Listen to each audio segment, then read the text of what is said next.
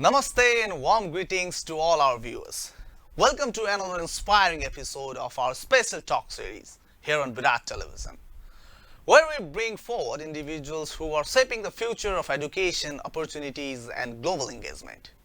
In today's episode, we are honored to be joined by a distinguished guest, someone who has been playing a key role in bridging the gap between international students and quality education in Australia.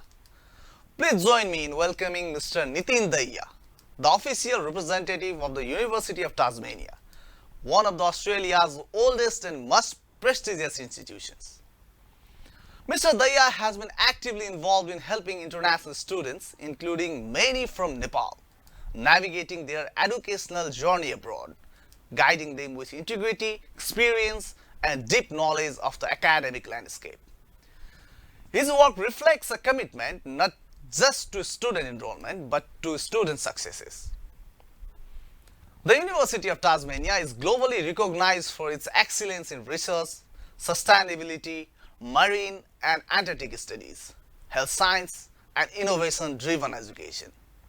Today we will be exploring what makes this university a preferred destination for thousands of students, what opportunities are available for Nepali learners, the lifestyle in Tasmania, scholarships, post-study work options, and much more. If you are a student dreaming of studying abroad or a parent seeking trusted guidance, this conversation is one you won't want to miss. Okay, Nitin, welcome to the show.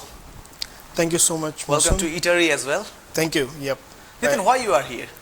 Mausam, actually, I'm working with the University of Tasmania, that is in Australia, and as per our data structures which we have got for last couple of years, we found that Edu, the region itself, it's one of the growing market for Australia, and that is why I'm here to just spread some awareness in the market that okay, we are there in Australia and we would love to welcome students from this particular region. And again, I'm here to just conduct some training session or the informative session where for the students who are looking forward to study in Australia. Okay, Nitin, can you please tell me something to our audience? Who you are? Your introduction, please. Your full introduction. Absolutely, Mausam. Thank you so much for that. So my name is Nitin Dahiya. I'm the country manager for University of Tasmania. I am based in Delhi, in India, but I look after India, Nepal, and Bhutan because these are the primary market for me at the moment. And the majority of time I spend in India, but I can't just leave Nepal as well behind. So because Nepal is the third country overall, if you look at the globe, so Nepal is the third biggest country where students try to go to abroad and study. So that is why I'm here today, and that's what my portfolio is. It's been almost 5 years with the University of Tasmania. Before that, I've been into different sectors. I've been working with airlines, with hotel industry as well. Then I worked with the IT sector. I worked with Google for 3 years. And finally, I joined education. So that is why my overall experience, it helps me a lot while speaking to the students who are looking for IT sector, looking for hospitality. So that's how I can use my previous experience in this field. Okay, I'm really enjoying this profession, or I'm really enjoying this sector. Yes, I'm really liking it because even if I talk about my hobbies, that was all about traveling, meeting new people, and this industry serves me my motto that okay, on a daily basis I have to go one place to another place to meet prospective students, lovely chatting with the parents and the counselors, everybody. So yes, I would say I'm really liking it. Okay, Nitin, what is it living in Tasmania like? Tasmania, I would say Tasmania itself, it's not for everybody, to be honest. Tasmania is one of the beautiful islands I have been to in my life.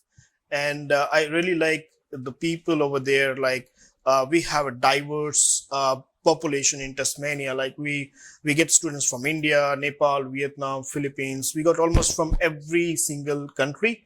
And even the hospitality part in Tasmania, because people coming from different regions, sharing their values, their festivals with others.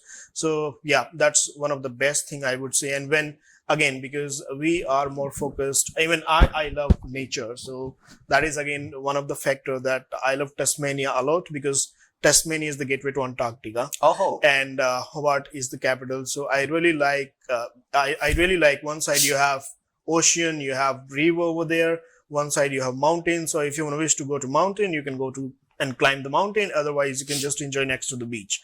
So that's what I really like about Tasmania. okay. Coming back to the point, Nitin. Yep. Uh, in today's date, students they have multiple options in studying in Australia. Yes. Basically. Yep. But why students they should choose University of Tasmania? That's very good question, Mausam. I would love to answer to this question. Definitely, it's very tricky to opt for a particular institution when you're looking for studying abroad. I would say University of Tasmania is one of the oldest university in Australia. It is the fourth oldest. So we have more than 125 years of study excellence with us. So far, we have already covered almost 35,000 students from different nationalities who are in Tasmania or moved to some other parts of Australia, and they're working at the moment. So Tasmania is one of the biggest, we have one of the biggest campus, I would say, in Australia, in Tasmania especially. Another reason is we are the only university in Tasmania. It is a public university, government funded university. University is very much focused on sustainability. So we ranked number 1 in climate action plan globally. I'm very proud of it. And recently we got second ranking when it comes to the impact ranking of the university. It means we're talking about the assessment level. Yes. This is not the assessment level. This is the ranking part of the university. When it comes to assessment, yes, we are not GO8, to be honest. As I said, University of Tasmania is not for everybody.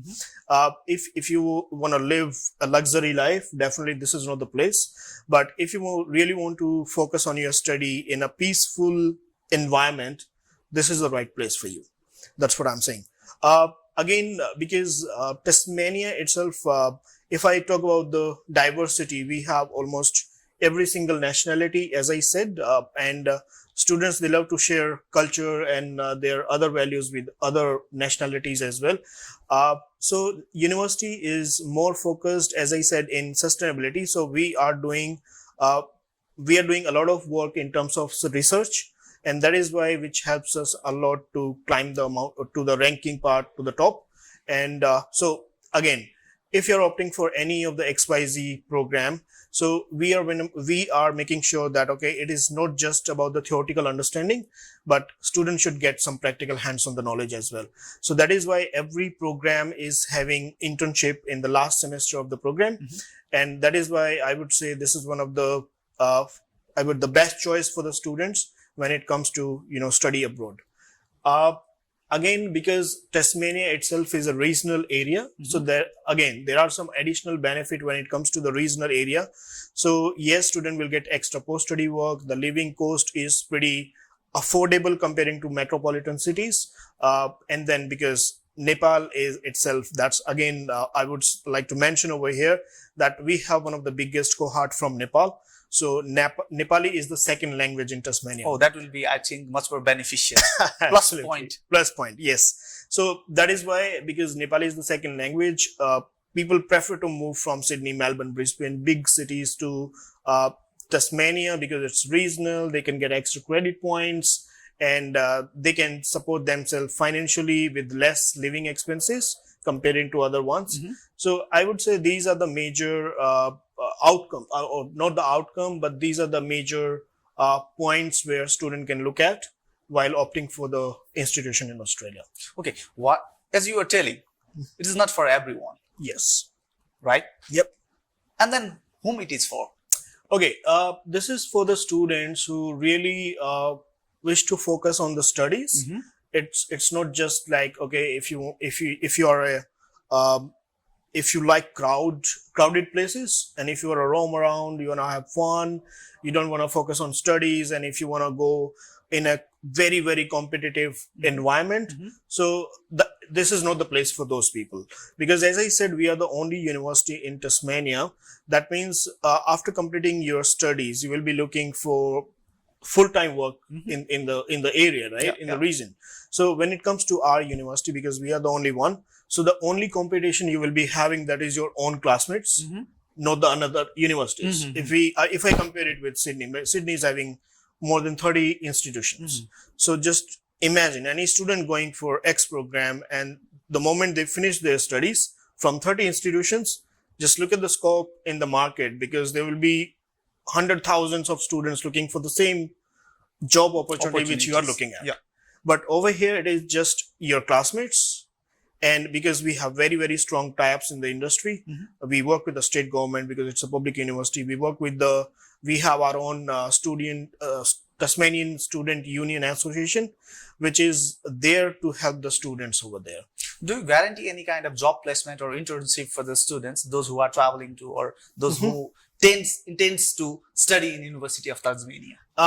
See, to be honest, again, I would like to mention this, that it's a proud moment for us that when it comes to the postgraduate job opportunities in the market, we are on the top.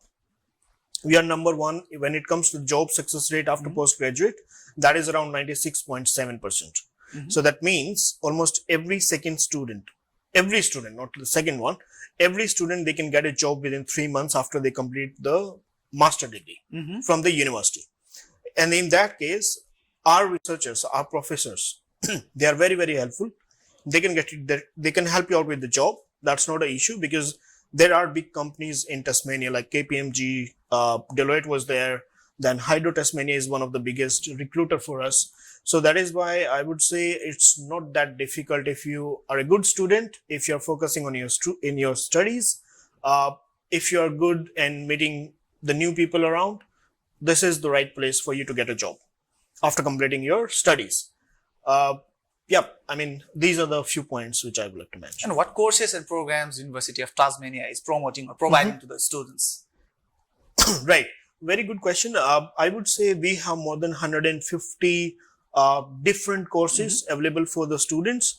And we have almost every single discipline when it comes to IT, when it comes to management, when it comes to health science. So in health science, we have different majors. Again, we have nursing, we have pharmacy, we have psychological science, we have biomedicine, we have MBBS, we have laboratory medicine, we have physiotherapy, XYZ. I mean, the huge options for the students if they are looking for health science courses. Same goes with the IT. So if you're looking for IT programs, so we can offer you artificial intelligence, we can offer you data science, we can offer you software development, we can offer you games development, we can offer you cyber security. So these are the different specializations. A part of this, we have other programs like engineering. So we have civil and structure, we have mechanical, we have timber design, we have renewable energy, we have electronics and communications. I mean, there's a huge range of specializations or the programs for the international students. We have law, we have architecture, we have design, we have Bachelor of Arts, almost social work, public health, almost everything. And what is the facility of scholarships and other merits for the students, those who want to study in University of Tasmania? Right. And can you please elaborate the range of fees charges? Sure. So ideally, because it's a public university and everything is approved by the CRICO's particular body, that is why the fees and average fee structure for a bachelor degree or postgraduate degree, that will fall between the range of $33,000 that goes up to $41,000. That again depends on the program which you are looking at. But when it comes to the scholarship part to support the student, we have multiple options for the students at the moment. We are offering 15%, that is Tasmanian International Scholarship, where if the student is meeting the entry requirement, which is probably 2.8 GPA for +2 students, and probably 65% marks for the bachelor students who already completed and looking for masters. So that's the entry requirement. So we can straight away go and we can offer 15% reduction in the registration fee. A part of this, we have 25%. That is again, so 15% is a blanket scholarship for everybody. And then we have 25%. That is Tasmanian International Scholarship. And that is a merit-based scholarship. So student have to score 10% extra than the entry requirement. So if it is 65, you have to score 75 to score 25% reduction. And that is not just for 1 year. That is probably for the whole duration of the program. Recently, we came up with another scholarship to support the students. So right now, currently, we have a scholarship that is 25 plus 10% early acceptance scholarship. That is for February 2026 intake. So that is straight away, if you are a good student, if you have good merit score, you can get 35% scholarship in place, flat 35. That will be for the duration of the program. That's a very good good one. Okay, Nitin, we were just discussing about the scholarships. And what kind of students, what type of students are eligible to get such a scholarship? Yeah, that's very tricky question, I would say, Mausam, because as I mentioned, because we have blanket scholarship in place. What are the requirements? I mean to say, academic requirements, English proficiency requirements. Right. So because scholarships are preferably based on the academic score of the students in +2 or maybe in a bachelor degree. So that is why, as I mentioned earlier, that the entry requirement is the major factor in place. If student is having, if they are meeting the entry requirement, then they will have blanket scholarship, and they have to score 10% extra in the academic grades to get the merit-based scholarships. So a part of these things, we have one scholarship I would like to mention over here, that is for the extraordinary students who can score probably 90 or 95% marks in their previous studies. So what we can do is we can just, that's assessment based. So we can offer probably 50% scholarship as well, but that's again, that's Australian destination scholarship, which announced by the federal government. So these are the different, I would say, assessment level when it comes to the scholarship part. And okay, then what are the financial criteria or the requirements you are looking in the students those who want to study in Tasmania University? Yep. So is it for both undergrad and postgrad? Okay, so is it something which you are referring to the region-based financial conditions or the overall? Overall, let's talk about the overall. So what we are looking for when it comes to this financial support over here, what we are actually looking for is, because especially I would like to mention for Nepal at the moment.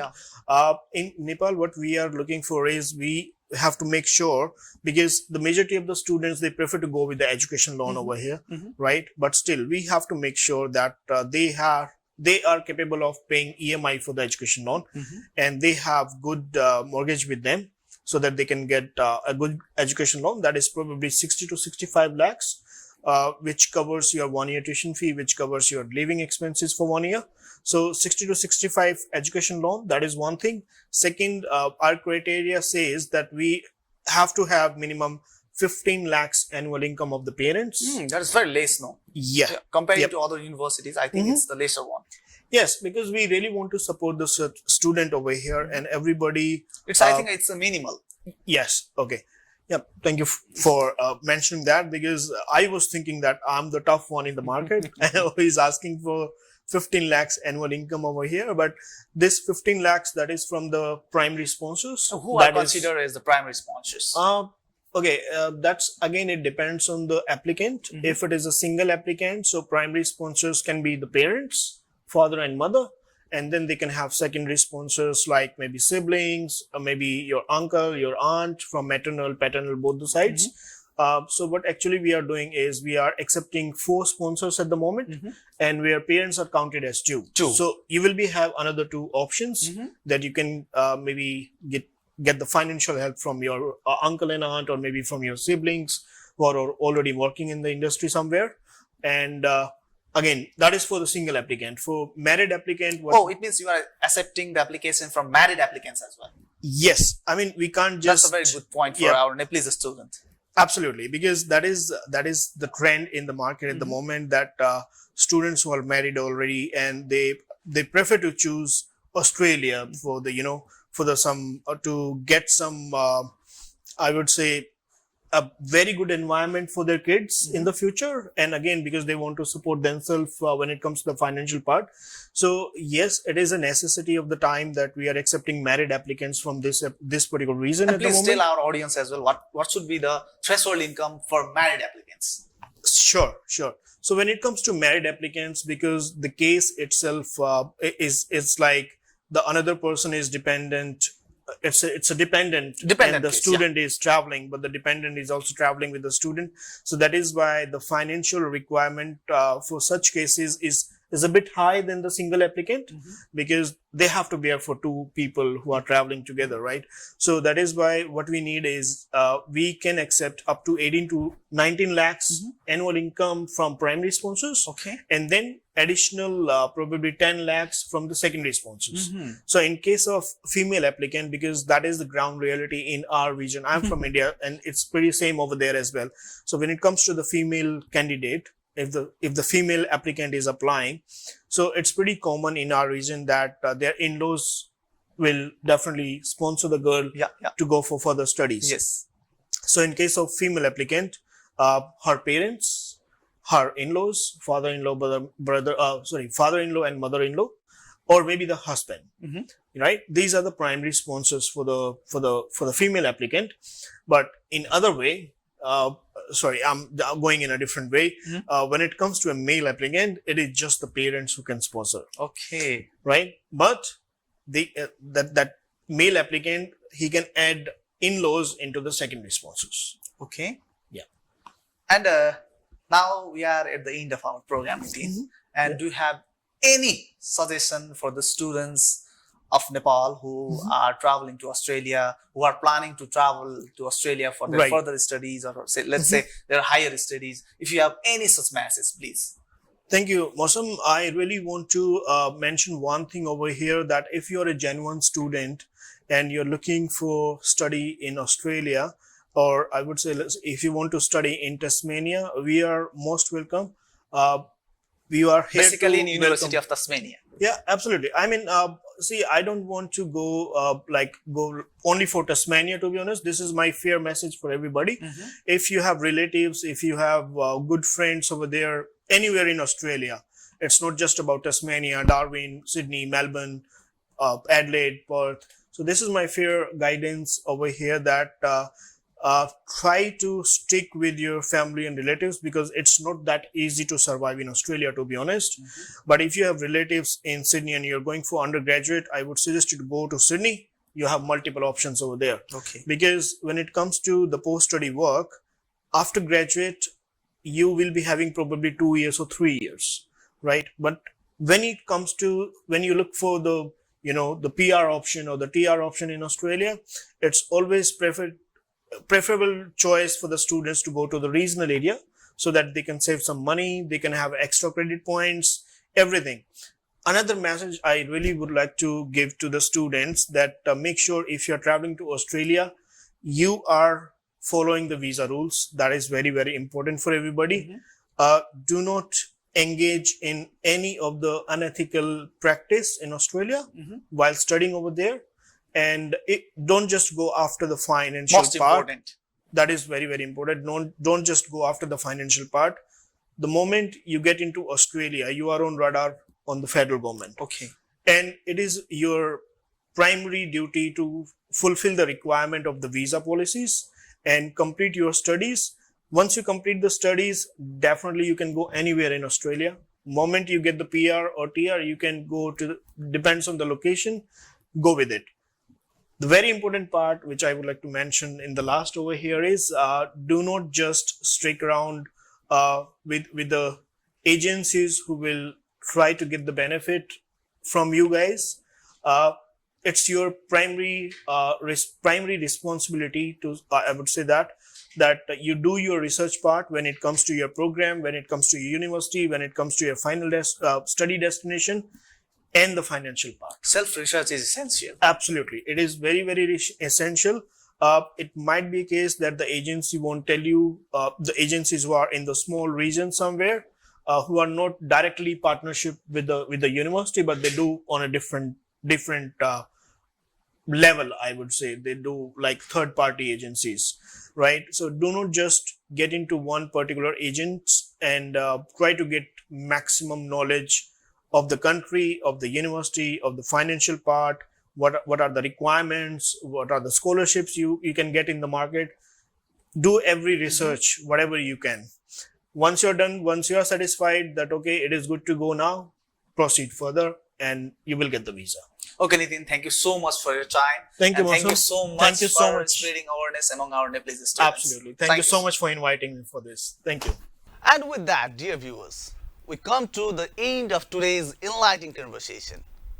It has truly been a pleasure speaking with Mr. Nitin Dahiya, the representative of the University of Tasmania, a university that continues to set global standard in education, innovation and sustainability.